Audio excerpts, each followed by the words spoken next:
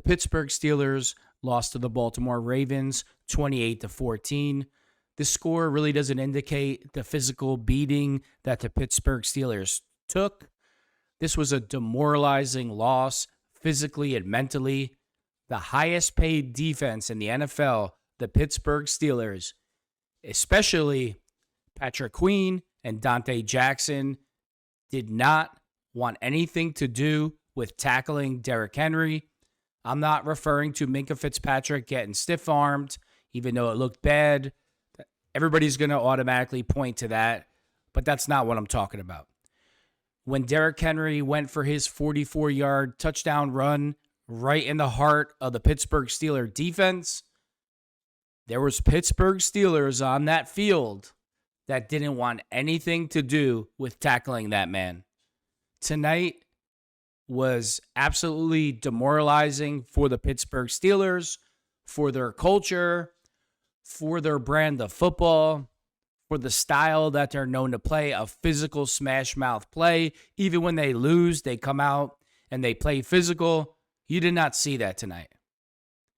In the first half, the Steelers were absolutely horrible. The Steelers went down 21-0. The Pittsburgh Steelers offense had 2 first downs the entire half, 40 passing yards, 19 rushing yards. They averaged 3.3 yards a play. They were 1 for 5 on third downs, and it was the first time in Mike Tomlin's career that he was shut out the entire first half. The one positive thing that I'll say for the Steelers, they came out and they tried to mix it up. They were trying to throw the ball all over the place on the first drive. They went 3 and out. The Ravens get the ball. They go right down the field. I mean, the Ravens didn't really throw the ball tonight. Majority of the time, it was Derrick Henry or Lamar Jackson. They absolutely demolished the Pittsburgh Steelers. They go right down the field. And Dante Jackson, he's horrible. He's been playing bad the entire year. His technique, he's supposed to take away the inside of the field, be inside shade as a corner. He's trailing off like he's 5 yards off the outside shoulder of the receiver. Bateman runs a post to the middle of the field. He's basically wide open. He scores a touchdown on the first drive. Terrible technique by Dante Jackson, and that guy doesn't want to tackle anybody. Remember, Patrick Queen got huge money from the Pittsburgh Steelers to be this physical, heart and soul of the Pittsburgh Steelers defense. And when you watch that all-22 film, you're going to see a different story. When you watch that all-22 film, the Pittsburgh Steelers, that is, Mike Tomlin and management and the Rooney family, and you see Patrick Queen shying away from tackling and physicality, if you can cut him, cut him. I would cut him. If I go back and look at that tape and I could tell he doesn't want any part of Derrick Henry, he definitely did it 1 or 2 times. If you see it any more than that, first of all, the whole mentality, he's the heart and soul of the defense. He should be cut. He should be let go. The Pittsburgh Steelers management needs to start sending messages to players that we're not going to put up with certain behavior. I'm not ripping the Steelers this year or Mike Tomlin because they're losing games. Sometimes if you lose a game, 27-24, 31-28, you lose by a touchdown, 10 points, you give it your all, and sometimes it just doesn't go your way. You could be winning the entire game. Sometimes you just lose by a field goal. It's not necessarily the losses. It's the way they're losing. A lot of people, it was only 28-14. The Baltimore Ravens ran for 299 yards on the Pittsburgh Steelers. Derrick Henry averaged 7.1 yards a carry rushing the football. Does that sound like a Steeler defense that really wanted to tackle that man? I mean, I said it before the game started. If Derrick Henry got rolling, you have no chance to win the game. That's exactly what happened. Then Lamar Jackson, he chips in 15 carries for 81 yards. averages 5.4 yards a carry. I mean, the Baltimore Ravens didn't really throw the ball. But here's the problem. When they did throw the ball, the receivers had a lot of separation from the defensive backs. I mean, it was so noticeable. They were wide open. And the Steelers, they could say, oh, we were focusing on the run, but you weren't tackling anybody. So then when the Ravens did pass, there wasn't a Steeler around in the vicinity to break up the pass or make it, they just had their way with the Steelers. Bateman had 2 catches for 24 yards and a touchdown. They kept Mark Andrews in check, 2 for 20. These receivers didn't do much. It was a 2-man show tonight. Lamar Jackson and Derrick Henry destroyed the Pittsburgh Steelers. I mean, yeah, Baltimore's offensive line played well, of course. You always need that. I mean, they didn't have to play super well. All they had to do was get initial contact, and these two make the rest happen. The Steelers, on the other hand, when their offensive line makes initial contact, they get absolutely zero push, and our running backs can't do anything. The first half, the Steelers had 19 rushing yards in the first half. They averaged 3.3 yards a play. They were 1 for 5 on third downs. I mean, it doesn't get... What are you doing? You're going 3 and out basically every play. You're putting the defense back on the field. I don't want to hear the Steelers' defense was exhausted, and that's why they gave up 300 rushing yards to the Baltimore Ravens. Stopping the run is an attitude. It's an attitude of, I don't care what happens to my body. I don't care how tough you think you are. I'm going to physically impose my will on you where I break you first. And tonight, the Pittsburgh Steelers got broken first. Quit. The first half, I really said to myself, you can't really blame Tomlin because they did mix things up.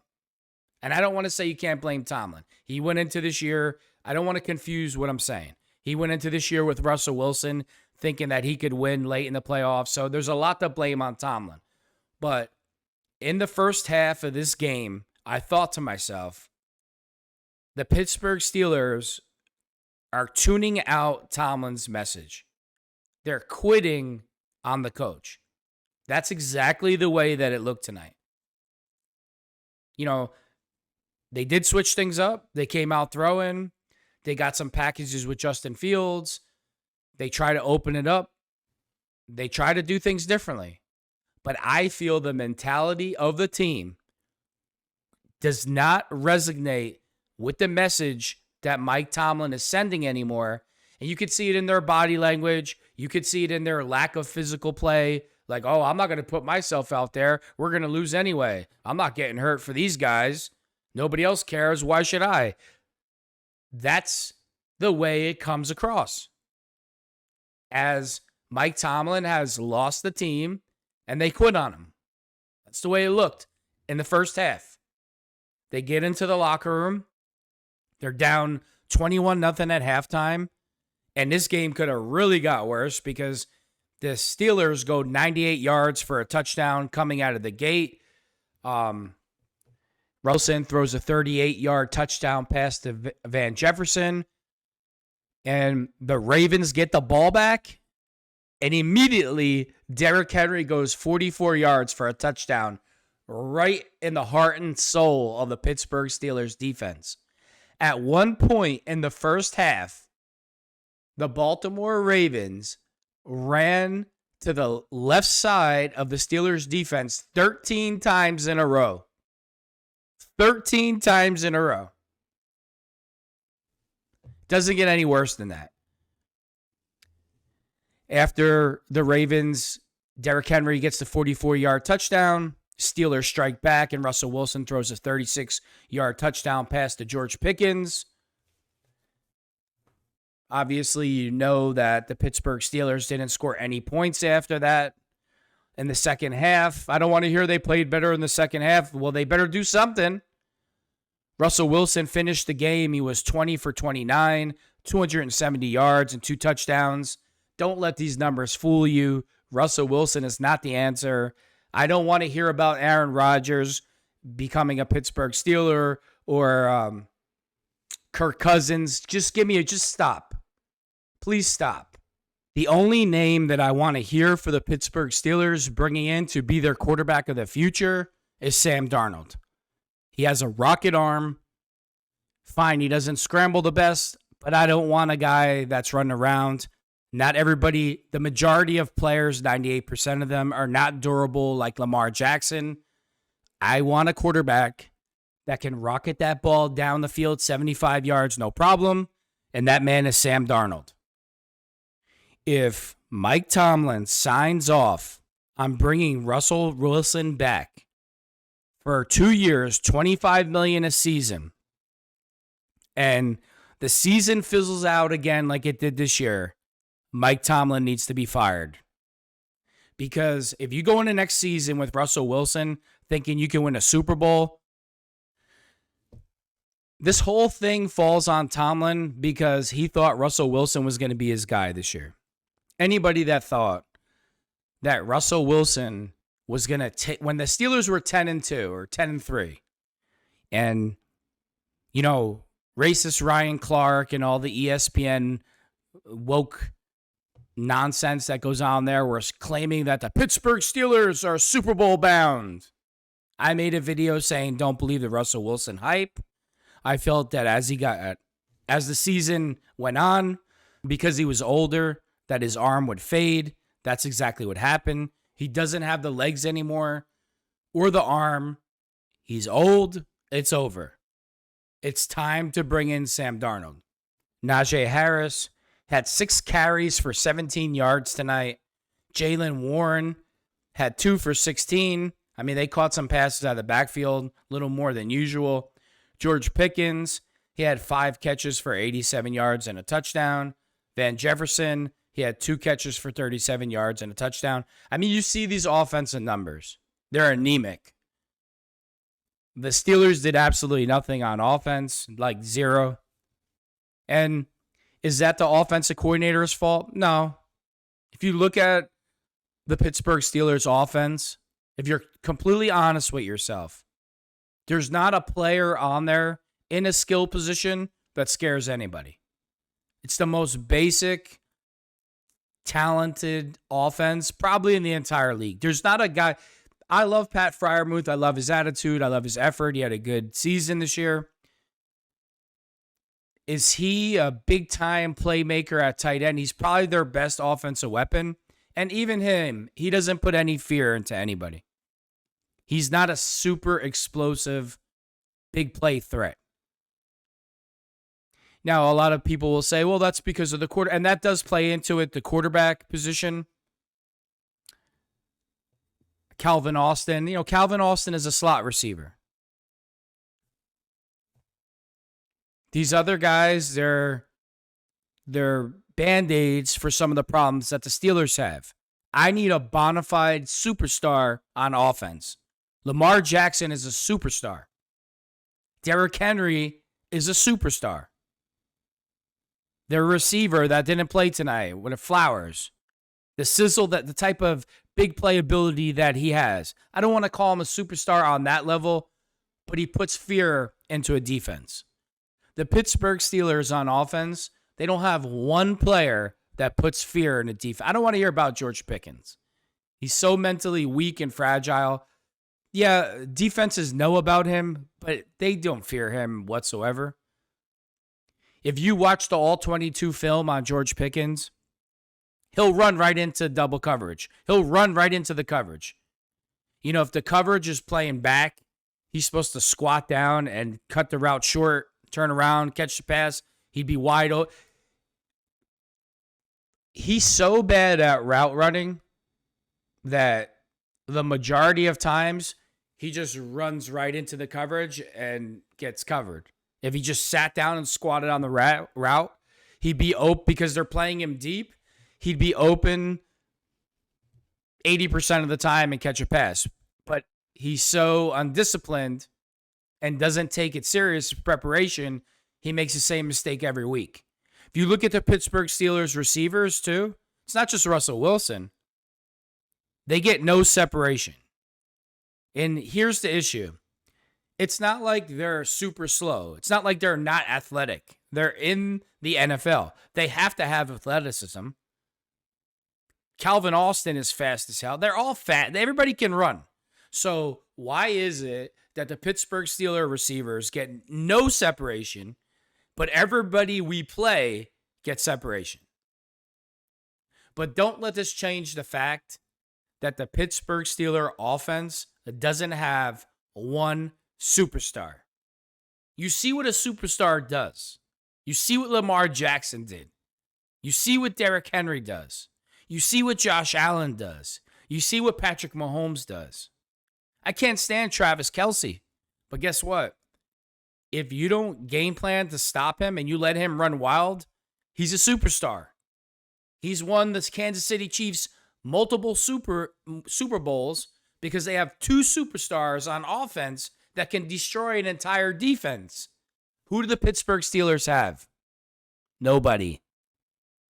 Nobody. They don't have Antonio Brown. They don't have Le'Veon Bell. They don't have a Jerome Bettis. They don't have a Hines Award. Nobody.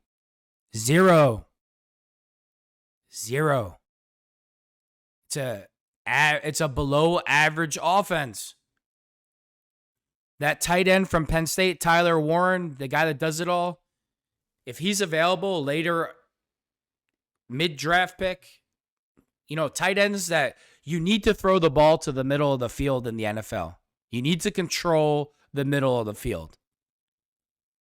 I don't want to get into draft stuff and players from next year, but I know they gave Pat Freiermuth big money. But if a tight end like that, a Travis Kelce type tight end, super athletic and gigantic, huge target, is available in the draft, you need to draft that guy. He's a baby Gronk. I mean, I've seen that guy. Basically, I've seen him. I can't remember the exact play, what he did, but they did like a flea flicker where he ran down the field against USC. It was just unbelievable, some of the things that he could do for a guy that size. That's the type of superstar that you need. Again, I don't want to get into the draft. That's a different video. But again, offensively, name a player on the Steelers offense that's a superstar. Nobody. Got none. Lamar Jackson, 16 for 21, 2 touchdowns. Derrick Henry, 26 carries, 186 yards, 2 touchdowns. His longest run of the day was for 44 yards, averaged 7.1 yards a carry. Lamar Jackson, 15 rushes, 81 yards. The two of them ran for 299 yards versus the Pittsburgh Steelers. Wow. Whew. Talk about having your identity crushed in one night, right? Mike Tomlin's always talking about personality. And, can't run the ball, can't pass the ball, can't stop the run. It's as bad as it gets. Tonight was a demoralizing, soul-crushing loss. It wasn't just a loss. It's not a normal loss. This is the type of loss where you go back and you look at the Pittsburgh Steelers defense, the highest paid defense in the league. And we do want to have that aura. We want to have the aura that, not just an aura, we want to have the reality that we are the most physical team in the NFL. And tonight, that aura was absolutely crushed. 28-14, if you look back in time, a couple years go by, you look back at the score, you're like, oh, they didn't lose that bad. It was only 28-14. But if you watch this game, just absolutely brutal. Brutal loss for the Pittsburgh Steelers. Well, We got some really tough decisions to make going into next year. I don't think they're tough at all. I got my mind made up. Sam Darnold, I don't want, please stop the Aaron Rodgers talk. It's like we're going from Russell Wilson to Russell Wilson 2.0. Kirk Cousins, we know what it is. He wins 3 games and loses 30 in a row. Sam Darnold has the Vikings deep in the playoffs. He's super intelligent, rocket for an arm. If we get him some weapons, open up those checkbooks, got a quarterback for the next 8 to 10 years that has a rocket for an arm and can win us Super Bowls. It's time to say goodbye to George Pickens, Sutton. I mean, I would even go as far to say goodbye to Dante Jackson. I know people aren't going to want to hear this, but I don't care. Patrick Queen has been a bust. He got huge money and then just took a vacation and is never coming back. He finished with about 60, 70 tackles this year. The inside linebacker for the Ravens, he's got 130 or 140 tackles. There's a reason why. Do you think John Harbaugh just let Patrick Queen go without a contract offer or an extension? They just let him walk out. They didn't even try to sign him back. Why is that? But the Steelers couldn't figure it out. The Steelers didn't look at the same tape that the Baltimore Ravens look at and said, he takes plays off, he doesn't want to be physical, and if he gets big money, he's going to even be worse than what he already is. What did the Steelers do? They gave him one of the biggest contracts ever. And the guy had 60, 70 tackles this year. And tonight was the icing on the cake where your Mike linebacker with your biggest rival did not want to tackle Derrick Henry. Didn't want any piece of that man. Certain guys are not meant to be part of the Pittsburgh Steelers culture. It's time to turn the ship around. Enough is enough already. And I'm not just talking about Tomlin. Mike Tomlin, for whatever the reason, he likes to bring in players that he thinks he can change. Kenny Pickett, guy that would miss multiple games with bone bruises. What the F is a bone bruise? You have other teammates that are playing with broken limbs, broken fingers, torn hamstring, and Kenny Pickett's missing multiple games because of a bone bruise or a bruise on his leg. He's missed multiple games as a Steeler because of that. That was Mike Tomlin's guy. And Tomlin continuously brings in players to the Steelers that have all types of problems, not football related, or don't have the right attitude. And for whatever the reason is, Tomlin thinks he can fixes them like they're toys. I hate when I hear people say, Mike Tomlin is a great motivator. I got news for you. At this level, if you have to motivate your players at this level, you've already lost. Guys at this level, the superstars, even when they're not superstars, but when they truly love football, you don't have to motivate them to do anything. They're already self-motivated. Where's the James Harrisons? Where are the Ben Roethlisbergers from Miami of Ohio?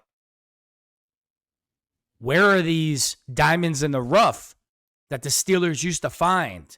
The Jack Lamberts. The guys that in order to beat them, you would literally have to kill them. You know why I love the Steelers? Because they're known for, I don't want to get into all the reasons, but one of the biggest reasons, they're known for defense and having some of the roughest, toughest defenders that ever played in the NFL. And we are bringing in players that don't have the right mentality to be part of the Pittsburgh Steelers culture.